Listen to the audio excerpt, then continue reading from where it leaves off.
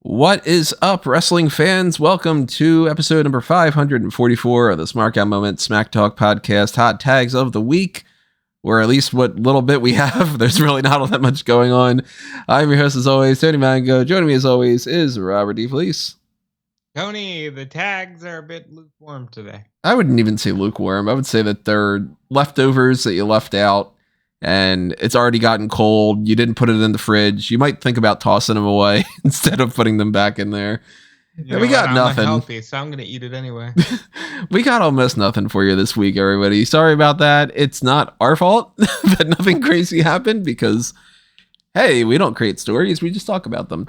We will talk a couple of things, though. It's going to be kind of quick, and maybe that means that this is going to be one of those episodes where on SmackDown tonight they announce like 10 changes to the Backlash card, and it ends up being like, damn it, if we would have just waited until after that. But to be perfectly honest, I don't feel like waiting until after SmackDown to record it. If you're a long-time listener and you haven't figured it out, we're not doing 11 p.m. hot tags anymore. And that's totally not a matter of being like, it's so late and I'm tired, because that's not how I work.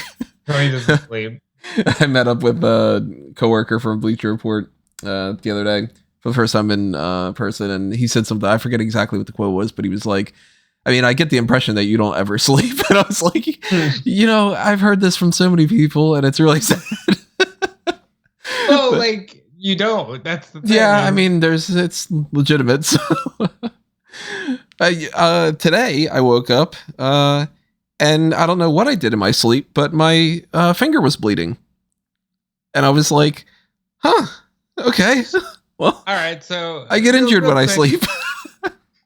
Real quick, because I had a weird one, a weird dream, where first I was doing a podcast with Sean and Alex from Fightful, where somebody, instead of saying backlash, said Bach.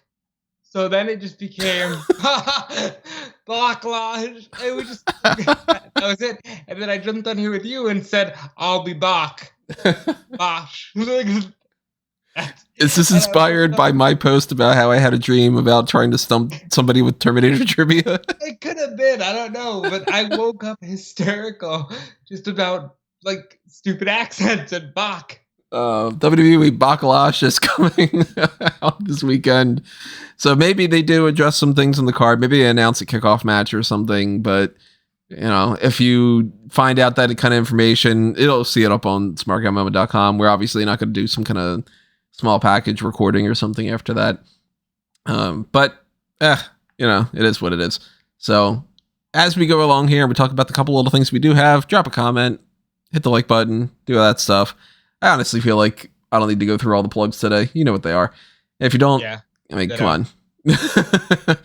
So let's talk about what I guess is going to be my thumbnail at the end of this. I don't know, which is that Candice LeRae has been moved to the Alumni page. We all know it was coming. She is currently on pregnancy leave, and with Johnny Gargano not in the company, and the fact that she has a kid, it's pretty obvious path that they were heading down.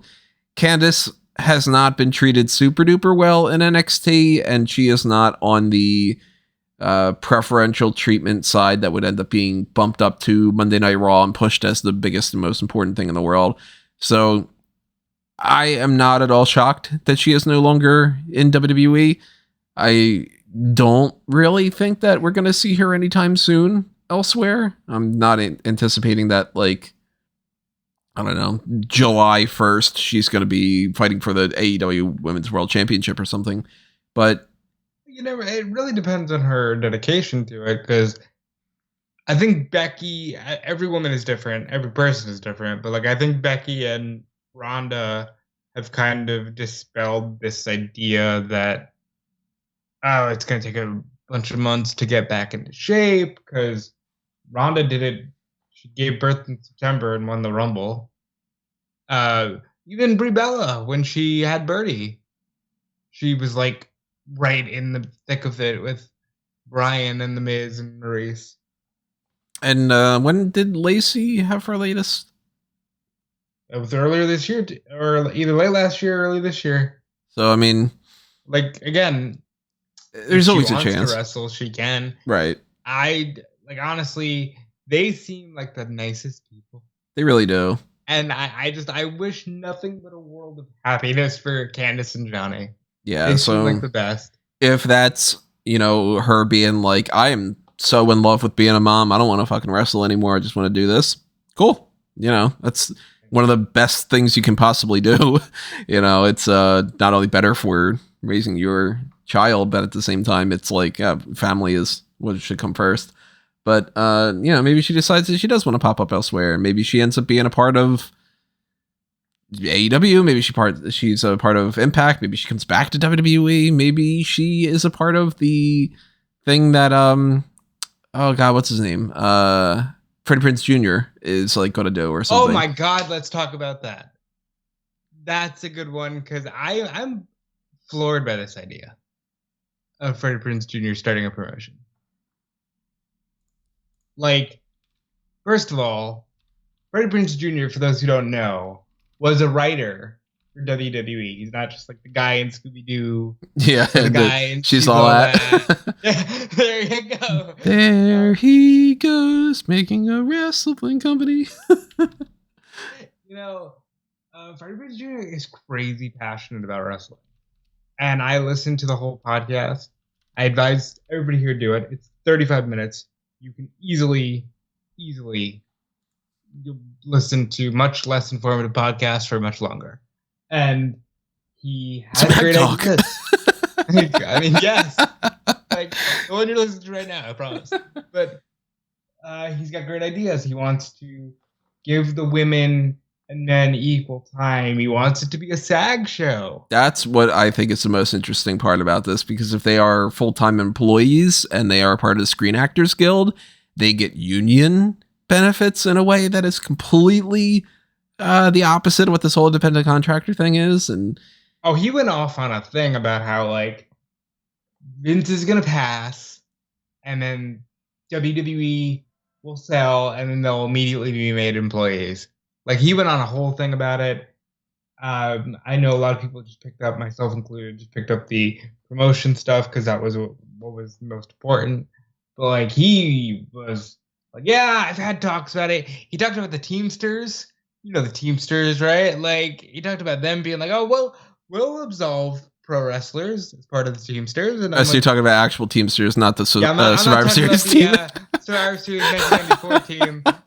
I was just like, wait, he's talking about the 1990. All right, you know, that's a weird thing for him to bring up. Great team, you know. Who was it? It was Sean Diesel, Garrett, Owen, and Anvil. Huh. I know that off the top of my head. Anywho, like he talked about them wanting to absorb wrestlers. He spoke about, you know, pitching ideas for another company in the past, and they sort of swerved him. He didn't name the company or the person. Freddie Prinz Jr., man, he's got it. And I believe in this vision. It's something I am like really excited to see it unfold. It's going to happen within 18 months. He wants to be strictly local in California so he can work there full time. He says he has enough money to run for 3 years right now, but he wants to gain a little more so he can like have a full-time operation. I really like this. He wants to own the space too that he'll be like the arena. With. Yeah, I'm really excited for this. He is taking name suggestions. He did say he would call it West Coast Wrestling, but there's already WCW. He won't call it the Federation. Oh, that's a shame. That would have been cool. And he's open to suggestions, but he did say, you know, don't waste your suggestion on Scooby-Doo wrestling. I'm excited, man. I want to. Part of me is like, I would pitch to be a part of that. I really would be interested in what he's got going on. I'm more excited to see what happens there than a lot of these other promotions. Because, I mean, I've said it a million times. I don't think you need 7 big company kind of things. I think that I really just don't think Impact needs to exist at this point. I'm glad Ring of Honor is underneath AEW, because now I feel like you could just kind of treat that as like AEW Dark, and that would be better overall. I know some people are like, oh my God, that's the end of Ring of Honor. What are you talking about? I'd be like, no, look, that's more so the end of AEW Dark in my mind. It's just renaming it. I think that, you know, NWA, it offers something, but does it really offer all that much? Like, everything I feel needs to have its purpose if it's going to exist. And to be fair, I think everything is a lot closer to having its purpose now than it was like 5 years ago, because it's oversaturated, but it also allows people to attack specific niches, and I think it allows fans to attach themselves to specific promotions, and that's cool, you know. But I'm so excited about this. Well, like an NWA thing, I'm gonna go, well, what is that really? It's basically just another indie, but it happens to have more name recognition and a lot more like money towards it than it does some kind of just regular backyard pro wrestling kind of thing or something. But with the Freddie Prinz Jr. thing, if he's got the SAG idea behind this, then that's how his big contribution would be. And if that's like the one thing that people take away from this and they start applying elsewhere, that'd be pretty cool, depending on if it works. I think wrestling will be unionized within a number of years. Like, I think within our lifetimes, wrestling will be unionized. I hope so. I'm hoping that that's one of the things that, well, I mean, I'm hoping 2 years from now, I'm talking about how all the streaming things merged in the way that I wanted to. And that's a good segue. The idea of the unionization and everything like that comes through, and we just like stop with the bullshit, you know, because I'm just so tired of it. What are you thinking about the segueing? Streaming. The streaming stuff. So WWE held its financials calls yesterday. I literally have this in the description right now as Rob's thoughts on the financial call. So one of the things that Nick Khan talked about was streaming and how every streaming platform, Amazon, Disney, Apple, they're all getting into the live broadcasting and live rights. What are the odds we see WWE on Disney Plus? Listen, I want it at least discussed. I'm sure everything's gonna get bundled into NBC. Don't get me wrong. They even were asked directly, "Hey, are you thinking about just bundling the Peacock stuff with the TV rights?" And look, yeah, that's likely. But like, let's just imagine for a minute here that you could pay for Amazon Prime and also get WWE Network, or that you could pay for Disney Plus and also get WWE Network. Like, for me, those would be two ideal places for it to land, because aside from the network, I don't need Peacock. I don't like Peacock. You know what I mean? Yeah.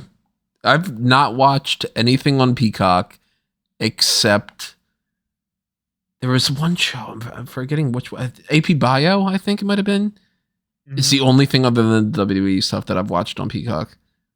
And I literally only have Peacock for WWE. And I think it will all go to Comcast. I think they'll sell the Comcast, quite frankly. I think so too. I think that that's happening in a few years. But if not something that they're trying to do now, you know, I still think that that's part of the reason of the whole budget cutting, but I do think that they'll eventually sell to NBC Universal, but it's so crap. Like, I don't know, man. I can't get behind that. Of course, my dream, Callum has made it clear on several podcasts, my dream of them just going to Disney won't happen. Disney won't touch them. But like, well, we know, for instance, AEW is locked in with the Warner and HBO Max and Discovery great. And all that. Like, that's all, that family is really coming together more and more so lately. And that's something that I'm like, oh, thank God. Like, you know, I saw, I sent you the thing where I was just kind of like, hey, let me map out what I think that they should do, because I'd take a couple minutes to look at their assets and be like, you know, Discovery and Lifetime stuff, or not Lifetime, like TLC and all that. Like, that's their Discovery life. side, and then you've got your sports, and then you've got your Cinemax could be there. Hey, it's HBO Max, just movies and whatever. Like, we know that we're going to get a new AEW show coming out. It's coming to TBS, but look, I'm saying it now because you got to put it out there so that when it happens, and you go, okay, so this guy didn't have the wrong idea. Traditional cable is not going to last forever. It's just not, because there's no real benefit to that, because the only thing that's positive about traditional cable is if people have cable subscriptions and if they're watching, because the subscription alone isn't really what's the biggest thing. It's a 2-part network. Well, I mean, network's wrong thing. It's a 2-part system, I should say. TBS, TNT, whatever the different company channels that a company like Warner would own, they can only keep those channels going if they've got TV shows that are drawing ratings so that they could sell advertisement. And that's it. The commercials are what keeps that going. They don't make money on things like if Disney, for instance, is having The Mandalorian go out, and then people go, oh, Baby Yoda is so cute, I'm going to go buy a plushie. Disney owns the merchandise rights, so they get that. So they have an investment in things beyond that. But TBS running a rerun of Family Guy or whatever, they're not going to get anything from that except for whoever pays for the advertisement time. And the less that people are signing up for cable and they're just going, you know what, I'm just going to DVR this thing, or I misused the phrase TiVo. Never had TiVo in my life, and it's way past its expiration date. Yeah, wow. But, I am somebody who I don't watch anything on TV unless it's the WWE live stuff or it's something that I've DVR'd, and everything else I watch through my computer. I'm not exactly the same as a lot of other people are, but it's becoming less and less of a thing where people are watching just straight up cable TV shows. And these companies are going to look at something like a TBS and they're going to go, why do we have TBS and TNT? We're just running reruns. We're not making that much money. Why don't we just take that content and put that on our streaming thing and then get people to subscribe? And it's going to happen like that. So this new AEW show that's coming to TBS, yeah, I mean, it might work for now, but the show itself, it's a behind the scenes show. It's a reality show. The description for it says AEW's top performers are ushering in a new behind the scenes wrestling series like no other, which is like, that's what they all say. It's kind of like how every Bond girl's like, oh, she's different from the previous Bond girl. She's not the father. She's Bond's equal, that kind of thing. Okay. This is a different reality show. This is going to show you behind the scenes stuff that you've never seen before and whatever. Every episode will track our core cast on the road at AEW events as they try to hold on to the titles they have or win back the ones they've lost, with everything culminating at the biggest pay-per-view event of the year, which they don't say what it is. I believe in the past they've said Double or Nothing. I've always thought All Out was supposed to be. I've always thought All Out too, but they always say Double or Nothing's our biggest show of the year. Strange. It's definitely not Full Gear. It's definitely not Revolution. It's definitely not Revolution. It's one of the other two. Yeah. It says they all hope to walk away champions, but there aren't enough belts for everybody, even though they've literally added more belts this time. Heroes will rise, villains will fall, champions will be crowned, and with more access, more star talent, and more drama than ever before, we'll see it all through the eyes of the biggest names in the company. Did you ever watch TNA Reaction? Nope. TNA did a show. This is when Bischoff and Hogan came in. And it was like one of those Jason Hervey, Eric Bischoff things where it's exactly that. It's like a more half work, half shoot look at the behind the scenes. And that's what this sounds like to me. And I'm just fine with that. But don't call it a reality show, because that sounds like it's steeped in your storyline. Yeah, that's where it gets a little confusing, because it's like, are you going to basically script this to be the drama and the promo video package type content, just like extended? like what they do every pay-per-view where they do the countdown to whatever. Right. And then it's being, the story of this person being like, yeah, I got really frustrated when I lost the championship and I have to fight my way back and whatever. Or is it going to be more, because this is focusing a lot on championships and winning titles. So that's where it makes me feel like it's a little bit more scripted. But I would be much more interested in just a regular behind the scenes thing. Like not, I'm actually, maybe it's because of my job, but I'm actually really good on the behind the scenes stuff. I want to see more unique in-universe content because I feel like we're not getting a lot of unique content within wrestling storylines anymore. It's literally just, I'm going to go play a role for a couple hours on Monday night and then go be Drew Galloway on Twitter. And isn't it great how much charity I do? And I'm kind of good on that. Like, give me something new storyline wise. See, I'm looking for my favorite parts of BTE. Because I don't like watching BTE when it's what they've been doing a lot of recently. So I haven't actually been watching it for the past 2 months or so. I've been skipping through most episodes if I click on it at all. I don't watch BTE to watch Brandon Cutler recorded the match that I saw, and it's just from a shitty angle. I don't care about the Young Bucks saying when they're going to the ring, it's going to be a good match and we're going to whatever, and then showing the, in-house reaction that would have been the same as if somebody just brought out their cell phone. That's nothing to me. I want the people goofing around backstage defending the BTE championship and that kind of thing, So I would rather watch a show where it's just like, hey, we all have fun in AEW and this is what we're like backstage, and see that behind the scenes stuff a little bit more than to have something that I feel like I have to watch so that it works with the storyline even more. Then I'm adding an extra hour's worth of, okay, if I don't watch this, I'm not going to have the context of the story, but it's really not all that good. So it's just going to be an hour's worth of the same type of, I've been scratching and fighting for this chance my whole life, and I've been a fan of wrestling since I was a kid. And then be like, oh, I'm bored. You know what I mean?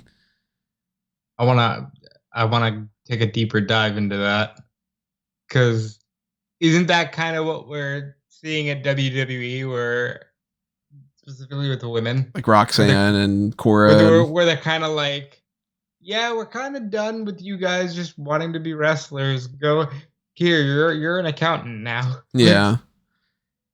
But then again, there's positives and negatives to that. So sometimes I like when it's just like, okay, Santos Escobar is still quite literally like a mob boss. Okay, cool. He's abducting people. Fine.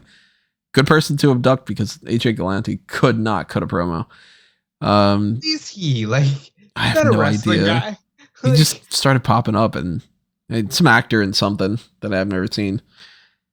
But as far as these titles go that they're workshopping for this AEW show, these are the suggestions at the very least that are coming out for these things. They're all AEW : blank. So, I'm not going to repeat that a million times. Friends and Enemies, thumbs down. Yeah, I don't like it. Fight to the Finish. I like it. It's okay. Not my favorite. To the Mat, thumbs down. Nope. To the Top, nope. Thumbs down massively. That's boring as hell. Road to the Belt, thumbs down. I think it's just too bland. Breakout, thumbs down. Grit and Glory, thumbs down. Maybe. I'm not a fan of that one. And didn't they do like a WWE Grit and Glory, and it was Smojo like hanging out tailgating or something? It was in the box. He interviewed 3 people. I think it was Rhea, Kofi, and Edge. And he was just like, hey, Smojo. They got WWE or AEW All Access, which I'm okay with. Bland, but it's also got the all. They do all out, all in. Mm-hmm. The Climb, which I'm like, that sounds a little bit more like it should be a, I don't know, like Fear Factor or something, like one of those kind of Amazing like Race. If you were going to do like a one-night tournament, they're going to take place in the Climb. Yeah, you got to go through and climb up the ranks and do that kind of thing. So I don't really like that for this show. title idea. That AEW Uprise, which I think is another just bland thing. And On the Ropes. And that's my favorite one. I think I like Fight to the Finish. Fight to the Finish, yeah. I'd go On the Ropes. Best. But well, it's because if they're not really like forlorn and out of it, it's just going to depend on the context of the show. Mm-hmm. But I trust in them. To an extent, I do too. I mean, I don't bother to watch AEW Dark and AEW Dark Elevation anymore at all. Because I'm like, I've seen plenty of episodes of this. I know that a bunch of nobodies are going to lose to the people that I actually know the names of. Okay, moving on. I don't think I'm going to see any matches that are going to be like, oh my God, this was so good. And if so, somebody will tell me. Yeah. Because I'm way past that bracket of like, it's funny because when you say this, then people take it in the wrong direction, but I'll say it. I already know what you're going to say. I don't care to watch a match just because it could potentially be a decent match. It needs to be a good match or a great match, and or it needs to have a good story. I think the problem is that, like, we take them for granted now. Just like everything is a good match. Like Backlash is going to suck. But those matches are going to be damn good. They're way better than what we would have seen in the 80s. Yeah. They're way better than what we would have seen, you know, in the mid 2010s even. Like I catch a lot of heat on it, but I always say Steamboat Savage, WrestleMania 3. I don't find that super fun to watch. Okay, I think that's because you need to watch it. If you watch the whole show and then you watch that match, I mean, it's better than that. Yeah. It's like, oh my God, this is a completely different era. Yeah. But it's just like, you know, I mean, things change. And, you know, I mean, you watch a TV show now and the CGI is better than TV shows in the past and the movies and, you know, whatever. But yeah, listen, some people think that Superman 1 with Christopher Reeve is a great movie. I don't know about that. You know, I have a younger perspective to that, and it doesn't hit for me. I think if you redo the exact same movie now with the same like exact plot, and you upgrade the special effects and all that, people don't like it. But that's neither here nor there. The AEW show is something when it eventually comes out. We'll check it out. We'll talk about it. I do think that people should be watching Young Rock. I haven't seen it yet. I really want to see this one. This most recent episode, they have a ton of people playing different characters. And yeah, of course, it's not dead on for everybody. But in this episode alone, they've got characters of Vince. Well, I mean, of course, they've got the main family. So you got The Rock, Rocky Johnson, Iron Sheik work his way into the main family. Yeah, I don't know. But Iron Sheik is on this episode like the character is. Colt Cabana actually is the Brooklyn Brawler on this episode. It's a pretty good one too. And he's good in that. You got somebody playing Undertaker who's not really too fantastic. Somebody playing Mick Foley under the Mankind get up. Somebody playing Triple H. He doesn't really look too much like him. I don't think that was the best casting. The guy Luke Hawx, pro wrestler, is playing Stone Cold. He's doing a pretty damn good job. Because it's Ringmaster Stone Cold, right? And he even says in it, he's like, I'm pretty sure I'm going to get fired. I got this Ringmaster thing or whatever. Vince says that my wrestling does the talking for me and whatever. You got a guy playing Bruce Pritchard. You got a guy playing, they've been having Pat Patterson recently, and the guy playing him's pretty good. You got Bruno. You got Vince. You got, you got Mantar. They're making fun of Mantar in this and everything. It's really a fun episode, and I think that people should definitely check it out. You might not like every episode. A lot of it's like just kind of the show itself when they're not doing the wrestling stuff. It's not all that great. But at least if you are a fan of pro wrestling, and you should be if you're listening to this, then I recommend checking it out. I think it's fun. It's got its moments. Go back to that financial call. Anything interesting that you want to talk about? You mentioned about the streaming stuff. What else was there? So they had the streaming stuff. Stephanie really put over the video game, and the video game did have a strong release. She says that there's an RPG game coming. It is not known whether that's going to be like an actual tabletop, like a Dungeons and Dragons, or if it's an RPG video game. Did she say whether or not that's going to be a stupid mobile game? She didn't say that either, which is, I'm leaning towards the shitty mobile game just because we can't have nice things. I hate that. Nick Khan also spoke about, WrestleMania was the most watched event ever in WWE history, which is pretty crazy when you think about it. And they spoke about ratings and how they've been successful this quarter in ratings. Granted, it's WrestleMania season, and yes, they have been, but like this is a great quarter for them. What they pull in, like 334 million, they reported. What a crazy profit, They put over that they have a new media rights deal in the Middle East. Someone asked about going to India with a special event. They put over Superstar Spectacle, which popped me because I'm like, nobody. Like, you've got Veer, Guru Raj, and maybe barely counts. Sangha. And maybe Sangha, But like, someone was like, hey, why don't you just go and do a live show there and get more revenue that way? And they're like, well, we'll see. They did put over that they want to do more stadium events, which we know, and it'll be exciting. But oh yeah, Shanky. Forgot about him. They do have Shanky, yeah. And of course, they have the people Charlotte and Bailey, and they don't count. Shanky and Jinder, and the reason why we specify the Indian talent is because that market loves themselves some of homegrown people. I mean, that was the whole point. We got AJ Styles against Jeet Rama. You think that it would have happened on any other show? Jeet Rama wouldn't have been fighting AJ Styles. You know what I mean? Rajput and Balor. Yeah. So it's, Serena Sandhu pops up for one thing there, just to team with Charlotte Flair, and for her to be like, see, she's here. She's Serena Sandhu. Yeah. What a waste of a fucking show. That was terrible. So they put that over. I liked it. This is one of the more... I noticed that the callers were asking more... I don't say intelligent, but like questions more based on the shows. Like, they're asking about ratings. They're asking about, hey, why don't you do this to drive up revenue? And I prefer that as to like, okay, and can you give me more color on this Pizza Hut deal? It's like... Yeah. I don't care about the Pizza Hut deal. I want to know more about the fun ins and outs of things.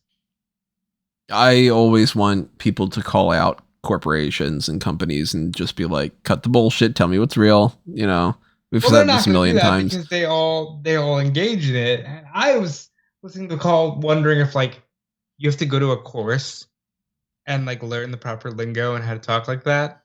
Because you mean from like the WWE side of things? From their side of things, like, or do you mean like the interviewers, the investors, where they're just like, yeah, can you give me more color on? It's like you can't ask for just more details. All of you specifically go, can you add more color? Like, I feel, I don't know, being an outsider to that kind of environment, I feel like that is financial investor economic bullshit circle jerk type mentality, where it's kind of the same as how when wrestling fans are like, oh, marking out over whatever, it's their own terms that they use to be like, I'm one of the in people. I said you put more color on that because I'm the cool guy. I'm not the one that says, can you elaborate with more details about whatever? That's fucking nerdy Ned over there. Like, yeah, maybe that's what it is, where it's like, I was talking to my brother about Mother's Day gifts, and I was like, listen, man, I don't know about that, but like, she'll sell it. And I went, wait, no. He goes, I know what you meant. And I said, okay, good. Like, yeah.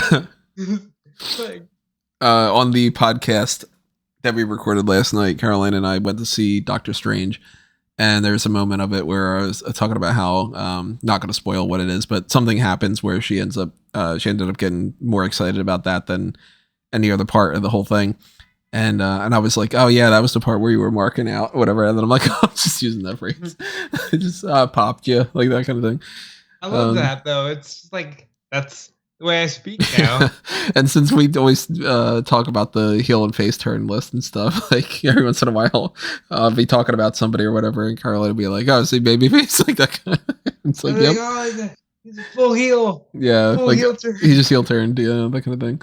But yeah, I mean, any of these financial call things, I always just kind of go, all right, they're gonna be prompted with, "Can you ask us about the thing that we want to talk about?" So that way we can say, somebody can go, "Hey, did you end up having to get any more sponsors this time?" And then we go, "It's funny you asked about that. See, investors should invest more in us because we had a deal with Cricket Wireless that went up 0.25% of each of our production points of what," and it's like, oh my fucking God, who cares? Now, you know what, though, now you bring that up.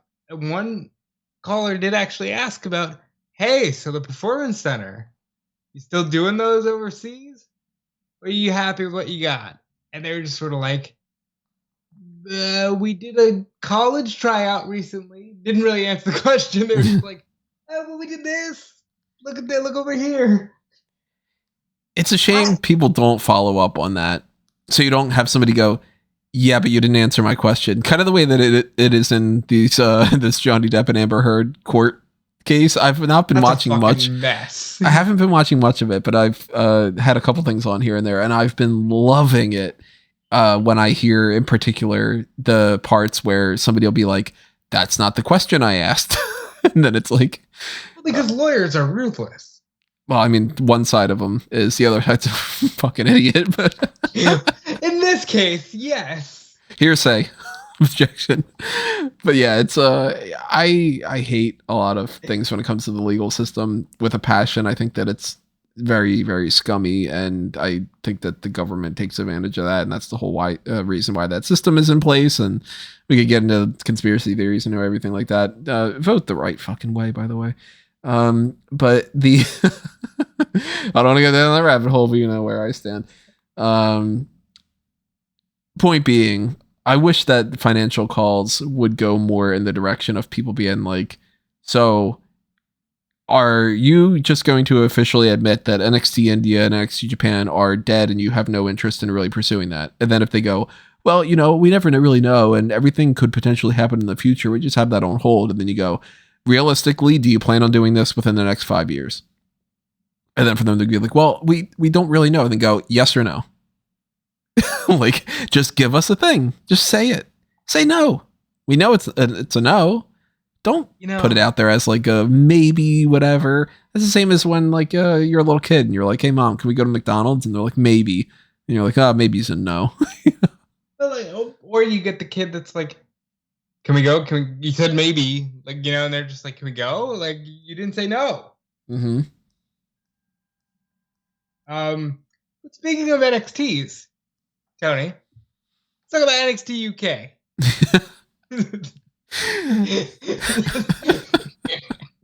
For anybody who didn't see, Malcolm Bivens did a little comedy set piece thing where he's talking about his release from WWE, and he addressed a couple things. He said that he was not officially offered the manager position for Omos, but he was offered the idea of going to the main roster and doing something. That he did get offered a new contract in February, if I'm remembering correctly, it's when it was. Yeah, and he says that he, at Stand and Deliver, had a conversation with the head writer and was like, "I'm not happy." And that's when he knew it wasn't for him. And he also said something that I was like, this is the type of thing I want to hear more from people, because it's just fucking true. He's like, if you want to go to WWE and you want to stick there forever, go to NXT UK. I remember what he was saying. He's like, "Oh, those NXT UK people must be like, oh, what's the matter with him? He's crazy, turning down a contract." He's like, "Hey, just because Nick Khan forgot that you exist doesn't make you better than me." Yeah. Because it's so true. It's like, they've lost like 3 people in like 4 years. And he took a little bit of a jab. Now, this is a comedy set, but he did take a little bit of a jab at some of the, I guess, the rap sheet of the talent, because he said, "You can do all these things. You can kidnap 3 families. You can shoot up a Popeyes, and they'll put you in a program with Ilya Dragunov." It's funny if you see who Ilya Dragunov is fighting, Yeah. and history.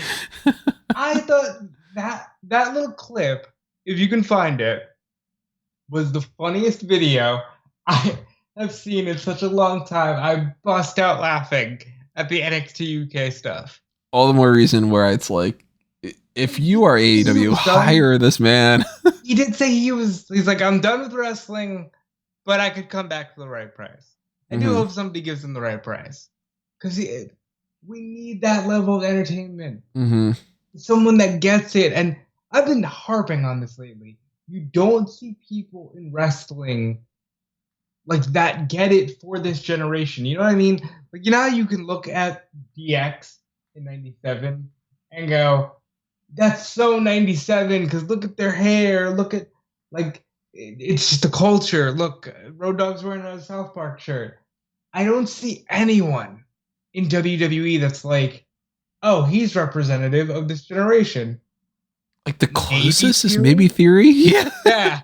Because I mean, it's so stupid, but it's like that he cares more about his. I mean, Grayson Waller.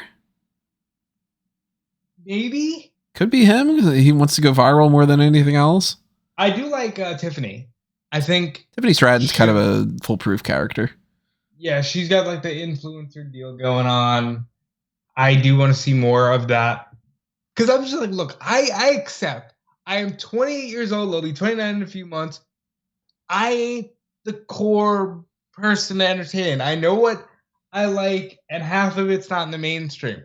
But I do want to see something that appeals to kids of today. Because I think that because we're so wrapped up in nostalgia, that like, okay, but what are you producing for young people now? You know, and that's across the board entertainment, but that's something I think about a lot. Yeah, and I mean, Bivens is somebody who he's just entertaining. So if you can bring him back and you can bring him in another, like an AEW kind of thing or something like that, grab him if you get any opportunity. And he should have been managing Omos because that visual would have been fucking amazing. And it would have kept MVP with Bobby Lashley, and then we could have had that back and forth of Lashley with MVP and MVP's cutting promos opposite Malcolm Bivens. Like, that would have been fun. You know, that would have been a way better alternate timeline that we would have gotten, you know. What else do we got here? We do have, I guess, Big E. TV. Let's talk about Big E. Let's go on with Big E. I didn't see it. He updated everyone on his status. Unfortunately, it's not a very positive update. He said the C1 isn't healing optimally, but they are keeping an eye on it. He'll spend another 4 to 6 weeks in the brace in hopes that he can avoid the fusion. But he says, do not worry, I have a tremendous support system, and what shall be, shall be. That's unfortunate, but even that, I like that he's being upfront. Yeah, you know? And not just being coy about things. And yeah, because like you'll find out when you need to, or, you know, like I hated that whole Keith Lee thing. We were all like, you got COVID, just say it, you know. And I mean, we didn't know that he had COVID to the point of like that bad, but I mean, we could have known, and it would have made things a lot easier if we would have been like, oh shit, okay, that's really bad, we'll take your time off, instead of, are they sending you to fat camp? And you know, people were getting into that discussion. That sucks for Big E though, but I mean, still hoping, of course, that the next update is just like, hey, you know, everything magically got better, and now I'm, you know, it's not likely, but hey, that's what magic is all about. Got TV stuff, I guess. I don't know.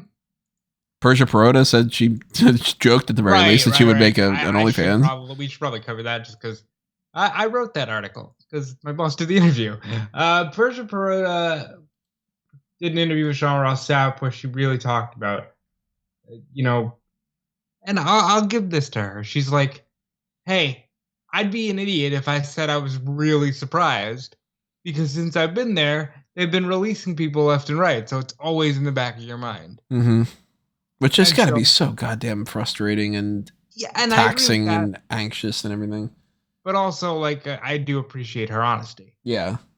I'm just saying, as far as, like, it's got to suck to be there now rather than a couple years ago. Because now you are literally just, like, any possible slight slip up could be I'm released because they decided I'm not progressing enough because I botched one move, you know?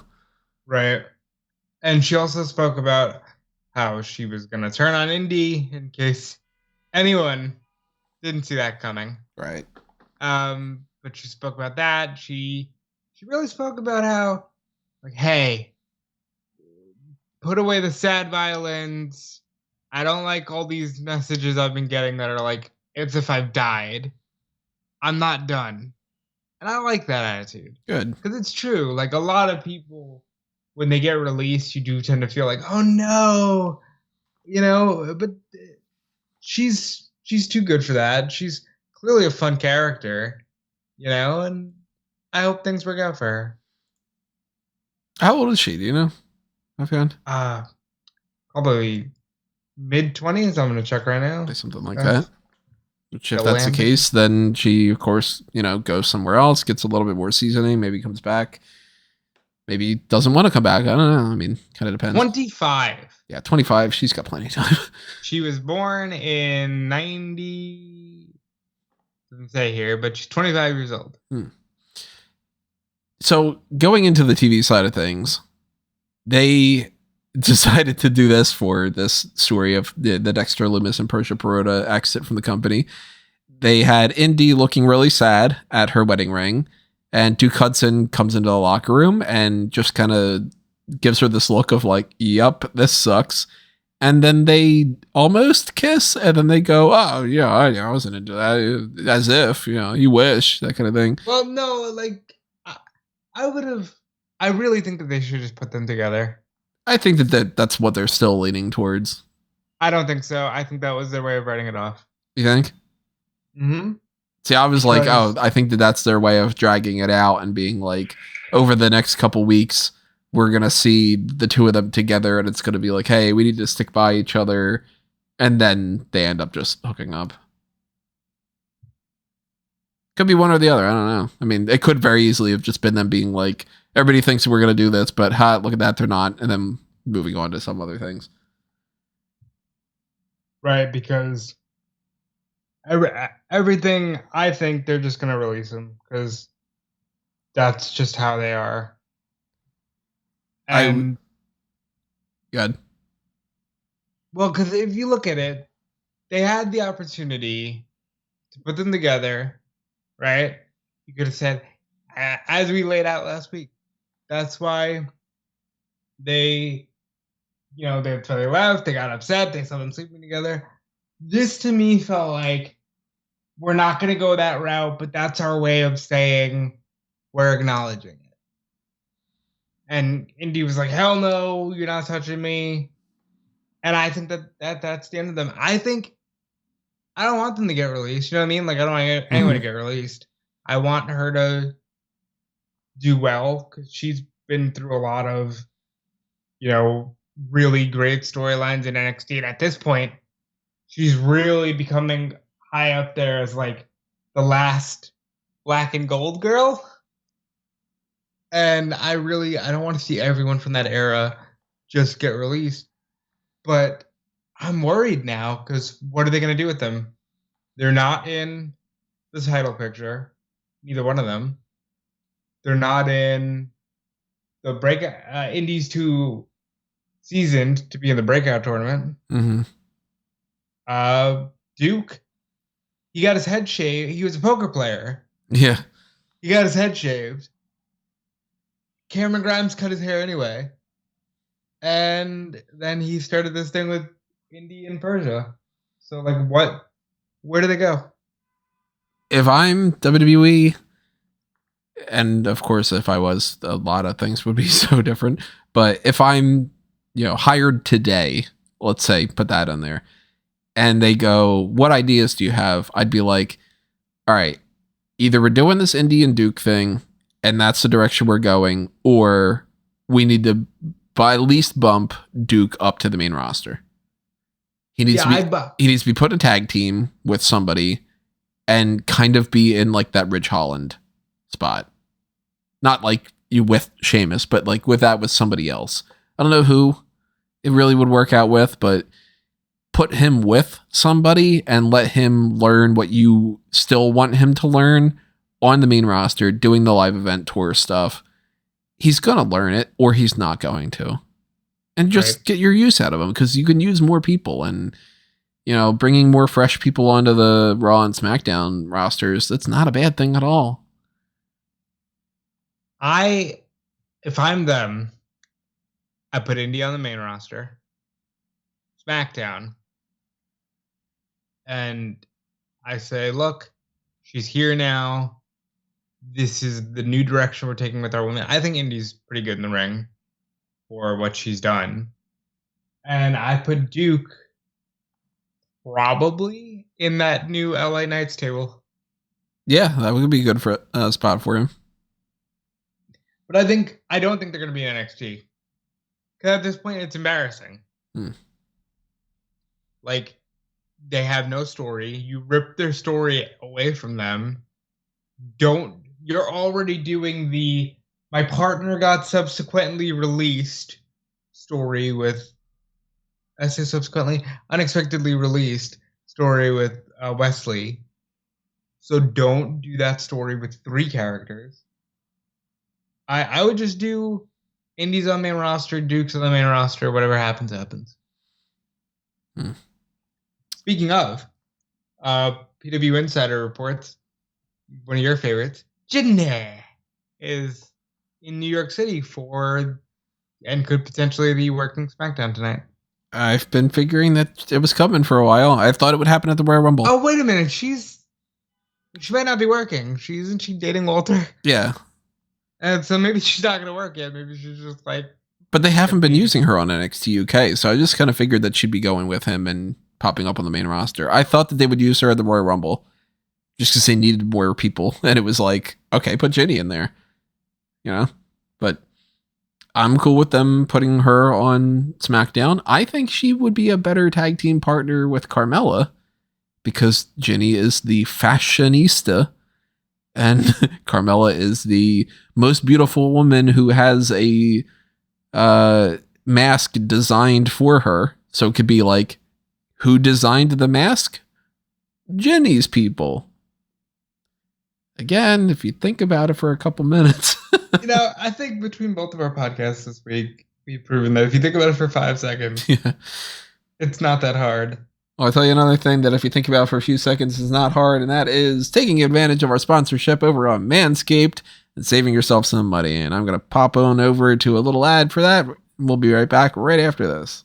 Welcome back to our last, unfortunately, episode of our little mini series here of unboxing things that we had gotten from Manscaped. We talked about deodorant, we talked about body spray, we showed you the shampoo and conditioner and the body wash, and we have one more little package to talk about, but it packs a while up because this is the lip balm. And inside of here, you are going to see 3. If I could get the package open, but I don't have nails, unfortunately... You don't need nails. You just need coordination. So 3 of the little lip balms, which is going to be very useful because we are recording this when we are currently sick. And I have Invisalign in for the first week. So my lips have been super chapped. Chapped. Destroyed, demolished, okay, feeling like when I kiss him, I'm rubbing against cement. It's not good. It's not good. It's not good. But this is good. Now we have the solution. Yeah, so these little things are going to be lifesavers, apparently, for this. And now I usually can't smell that much, but it's got a little bit of a pepperminty smell. A little bit, from what I can tell. Yes, Not overpowering or anything, but enough that she decided to just steal it from me immediately. I might steal all these products even though I don't have balls. But, okay. There we go. So now these are going to be a lot nicer, and then now we can do that. Oh, so much better, you guys. So you get 3 of them. So that's good. You know, you're not just going to be paying, the shipping prices and everything for one little tiny pack thing like you would with some other things. But you could get free shipping as well if you use the promo code. That's the point. Use the promo code.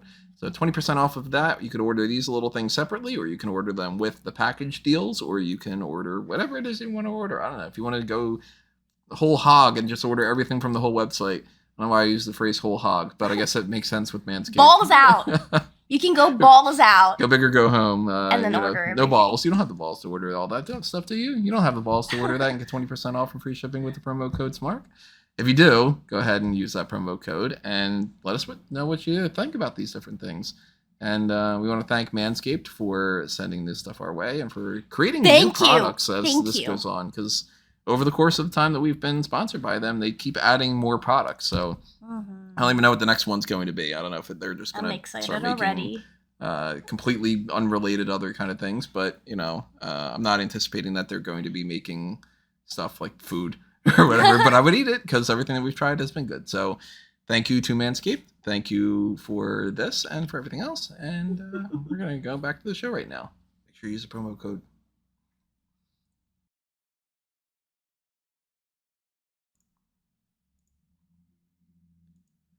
Okie dokie, lip balm. Go ahead and buy yourself some. I've used it quite a bit since we even recorded that one.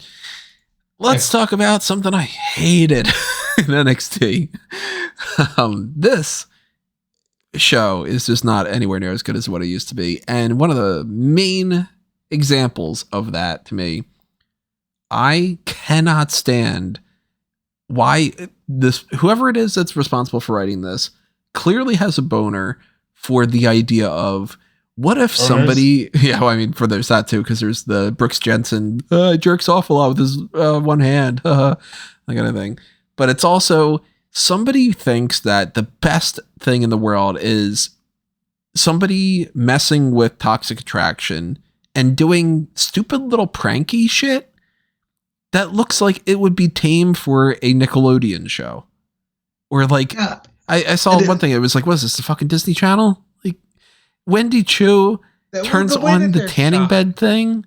Yeah, they're speeding up footage, and it's embarrassing how it is. Hill theme. Pretty much, yeah. But it's like, it's legitimately embarrassing to watch it and go, even to my wife, who's been, with me for years now, and knows full well how dumb this type of program is and still loves me somehow for subjecting her to this. The thing with the beach. Wendy Chu and Roxanne Perez That's my favorite thing. They take their sandals and their car keys. And what did they do with it? Nothing. They walk to their car and they're like, hey, here's your stuff, so that JC Jane and Gigi Dolan have to walk a little bit with the hot sand and the hot pavement to get to the car. You didn't fuck up the car. You didn't steal the car. You didn't super soaker the car. You didn't, I don't know, you didn't put anything on them. Like, you swapped their lotion for mayonnaise and then the seagulls come after them or something. Like, that would have been dumb as it is, but at least it would have been something. This was terrible. Yes. Absolutely terrible.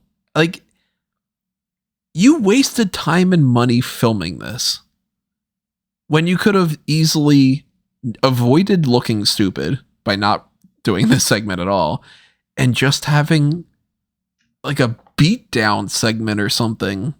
Because this does not make me want to see Wendy Chu against Mandy Rose.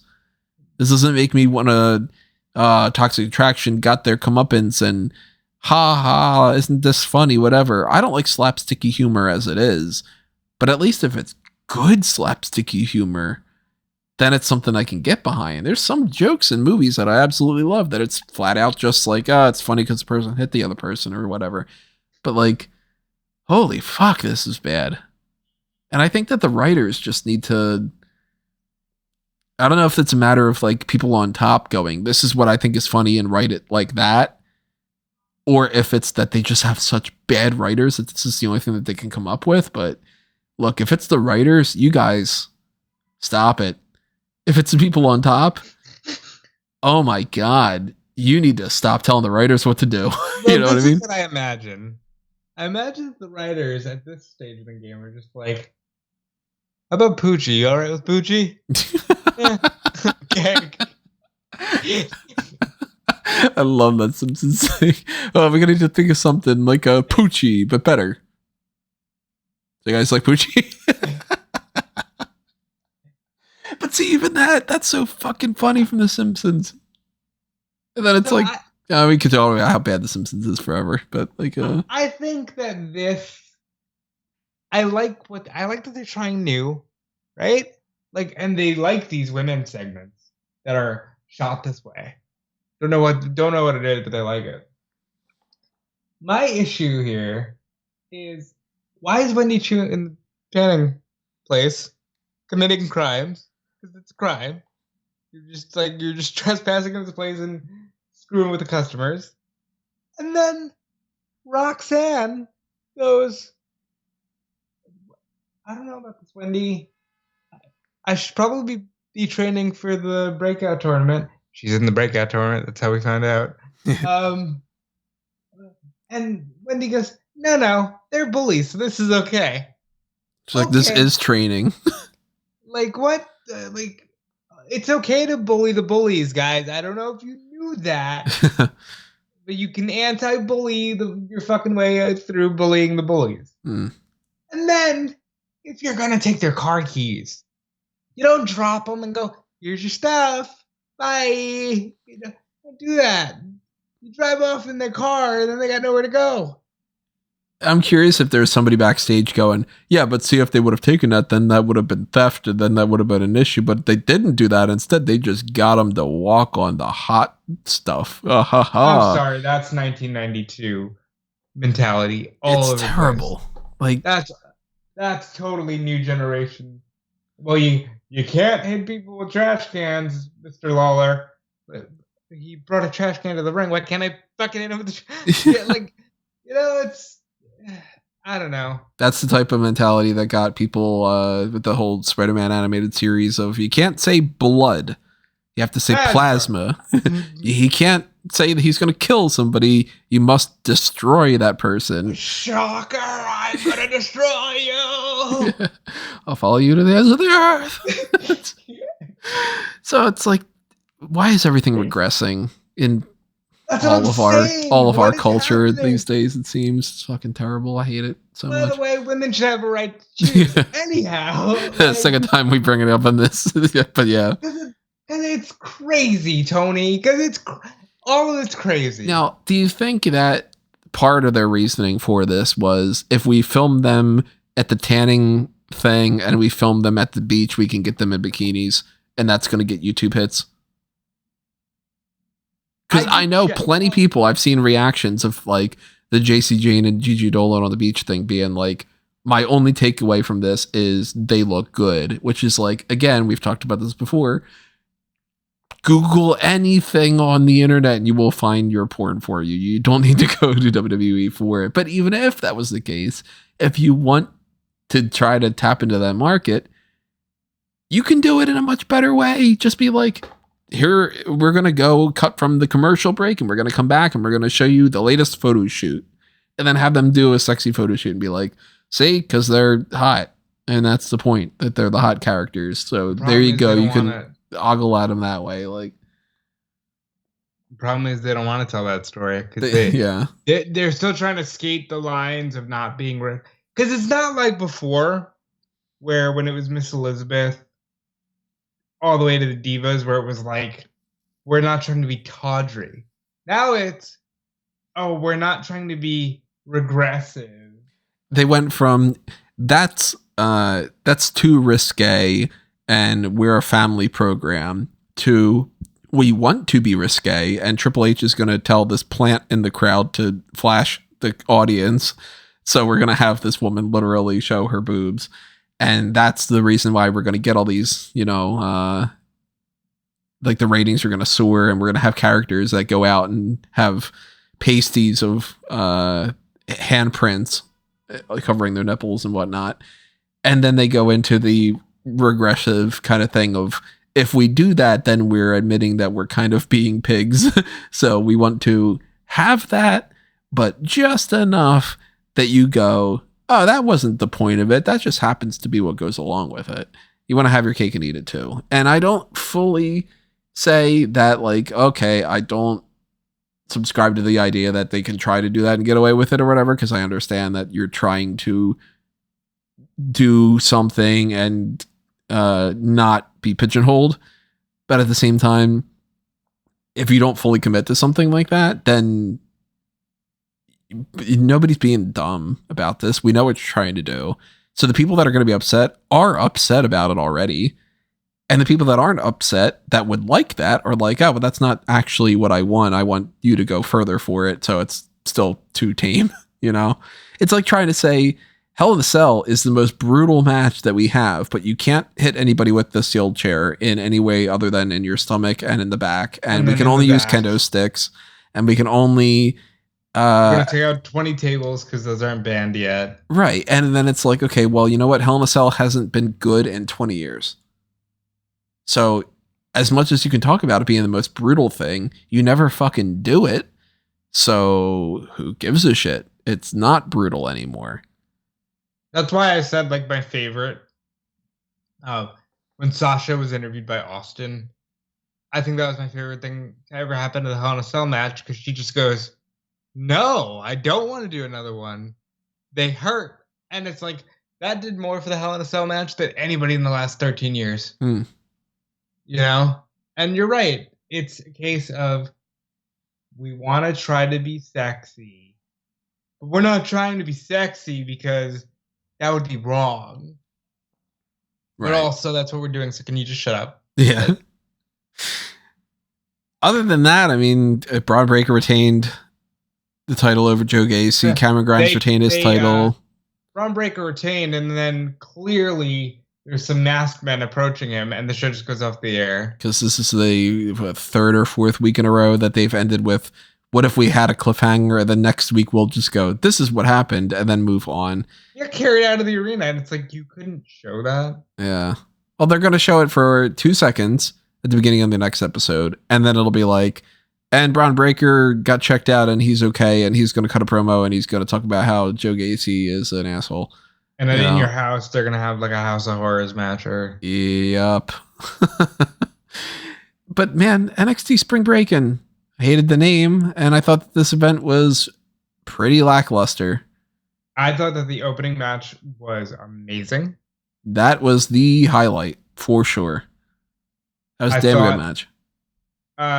Credit to the Creed brothers for not looking like morons. They saw that Roderick Strong helped them, and they were not happy about it.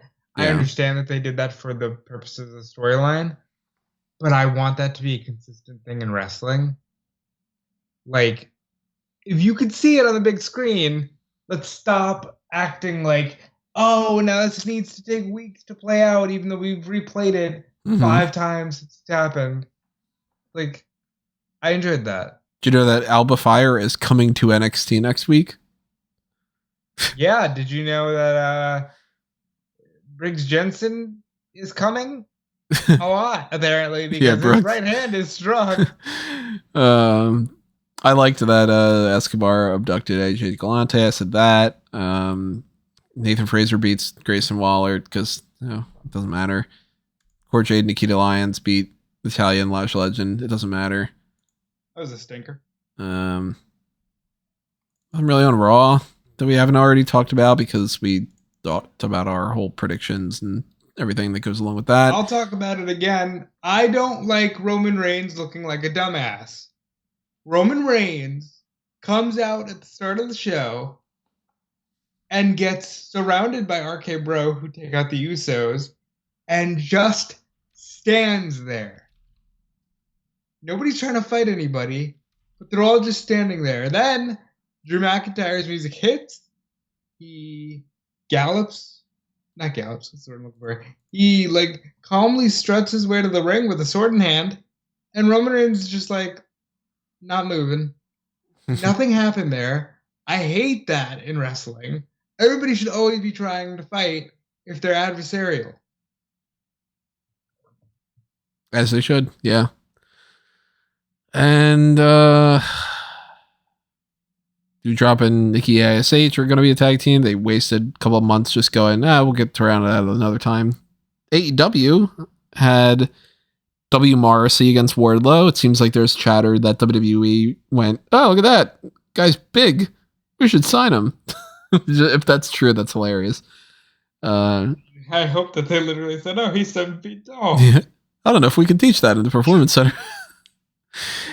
Paige basically cut a semi-heel promo against CM Punk. Not really, though. It's essentially just you guys are going to cheer for CM Punk, so let me kind of play the heel for this one. Hold on, that was random as fuck. They're just getting ahead of it. I thought that was random. Because he's been Mr. Nice Guy. And he's suddenly like, fuck CM Punk, and he's probably off filming another TV show. It's like, really?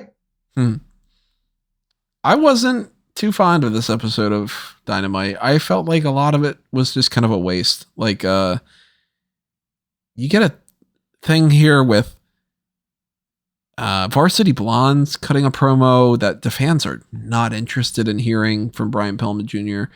And he calls out the House of Black, and then they just look like total chodes because they get their asses whooped. And Julia Hart's teasing that she's going to turn on them. And then Death Triangle pops out and they fight back and whatever. And I'm like, that took forever and it went nowhere. You got this Thunder Rosa and Serena Deeb promo. That wasn't good. I'm midway, I think, through. Might have not even been midway through. I'd been a quarter way through. I was like, I can't watch this. And I just hit the fast forward button. That was fucking flat and boring as all hell. Thunder Rosa's just like, yeah, I respect you, and I'm going to fight you at another time. Deeb's like, yeah, I also respect and will have a match, and a match is going to happen between us, and it's respect. And I'm like, fuck. Oh my God, I don't care. Can we just have the unification match? And then by that time, I honestly didn't care enough to watch the unification match because I was already like, I didn't like this promo. I didn't like this promo. I thought this match was kind of bland. I thought that match was something to skip through. The only thing I really liked, honestly, about this whole episode was Wardlow against W. Morrissey. It's funny because I didn't like that. I thought it made Morrissey look. I know he signed to Impact, but I thought it made Morrissey look weak. Yeah, I mean, he could have lost in a different way. He only took one powerbomb and then he got pinned. But I liked Wardlow's presence. Like, he has that Goldberg thing going on, and he's just getting better and better with that. I liked him just beating the shit out of all the security guards, like, just pushing them down. Nope. Back and forth. The crowd's going hot for it, so I'm like, yeah, fuck yeah, Wardlow's a hit. But then, yeah, this Britt Baker and Jamie Hayter opposite Tony Storm and Ruby Soho promo, I'm like, skip. Jay Lethal's talking about fighting someone. I don't even remember who. And I'm like, I'm not getting into this. And Takashita. Sure. Yeah, okay. Even like Owen Hart is set. Who do you think the Joker's going to be? That I don't know. Yeah. We're going to find out before the pay-per-view. So who do you think the Joker's going to be? I don't know. I thought that we would figure out maybe by Rampage, and then I looked at the spoilers and I was like, okay, that's not happening. But I can't really think about who would make sense to me. Cesaro. Huh. I didn't think about Cesaro, but that makes sense. He does the sharpshooter. He teamed with Tyson Kidd. Yeah, I'd be down for it. Now I kind of want it to be Cesaro, but if it's not, I'm going to be mad. Yeah. I mean, it could be Johnny Gargano. Yeah. Do you think that, I mean, it could be somebody from Ring of Honor, or it could be somebody from Impact, or it could technically be a New Japan person just popping over and being like, hey, remember Forbidden Door's coming up. That is true. It could be a New Japan person. I don't think, for some of the people that are out there, I don't think it's going to be Bray Wyatt or somebody, No. I don't think Bray Wyatt resurfaces until he's ready to go back to WWE. If that. Oh, you don't think that he's even going to go back to that? I think there's a chance that he might not even go back to wrestling at all. Hey, maybe it's Bo. But I'd highly doubt it. I think that Cesaro makes a lot of sense. That'd be cool. All right. I like it. I got nothing else. We got more out of this than I thought that we would. Basically because we tried to stretch it out. Hopefully in a way that you guys enjoyed and not in the way that WWE stretches things out where they're like, And do it again. If you're curious about the WWE Fantasy League, WWEFantasyLeague.com, Callum lost 25 more points because he had Candace. That's true. Oh, man. It's going to be the comeback story, though. Like we said, he's going to start off with negative more points than anybody else. Then at the end, he's going to end up winning the last match at WrestleMania or something. Up to like negative 125? Oh, I've lost track. Yeah. That's terrible. But that's something that'll factor into the WrestleMania Backlash stuff. We will sort out that stuff later on. We'll obviously have our live post show immediately following Backlash, which hopefully will end up being more than a waste of my time. And it will. I'm really looking forward to not doing any wrestling stuff tomorrow. Whether I watch stuff and zone out, or if I just zone into more of like the Power Rangers stuff that I've been working on or something. I don't know. I could use a break. From some... Have you listened to the first hour of the Batman series? No, I haven't. That's good. Worth checking out? It's a different take on it. I would say it's worth checking out. Well, if you are looking for things to check out, you should check out Fanboys Anonymous. You should listen to the review point that Caroline and I did of Doctor Strange and the Multiverse of Madness. And of course, if you want to make sure that we do anything on Fanboys or on Smark Out Moment, Patreon and the members only content on YouTube is the best way to make sure that you can force that upon us in a nice way by sponsoring something through the Pick Your Poison tier. You got the Darkcast, the bonus features, and everything like that. Or if you just want to toss a buck our way, it helps out quite a bit, especially the more and more people that do it. And the little thanks button is a great way to do that. The TeePublic and Redbubble shops are all over the place if you want to pick up merchandise and stuff. And hit the like button. There you go. I ended up doing most of the plugs anyway. But yeah, on all that stuff, follow. You can check me out on Twitter, on Twitch. Please check me out on Twitch. I really want to hit affiliate so that I can start earning money. Then I'll be really motivated. Yeah, follow Callum at Wigmeister14. He's not here, but I don't know what to do when he's not here to round out the plugs. So follow him at Wigmeister14. Check out the Fantasy League. Check out all the cool articles at smarkoutmoment.com. If you don't watch the shows and you just want a quick rundown, that's what the results page is there for. Mm-hmm. Helps me out because they're quick, and yeah. The quick means that tonight, if you don't feel like watching SmackDown, Dallas will have you covered with the SmackDown live coverage page. And we got Rampage spoilers are up there if you don't want to bother with that. Although at this point, if you're listening to that, it's probably already aired. I don't know. Depends on how quick this goes up on YouTube. But if you want to follow me, I've got stuff elsewhere. I'm at Tony Mango. You know where to find me. If not, go look. We'll see you next time, though, everybody, on Sunday night. And that's it for us for now. This has been another Smark Out Moment, and we are being counted out.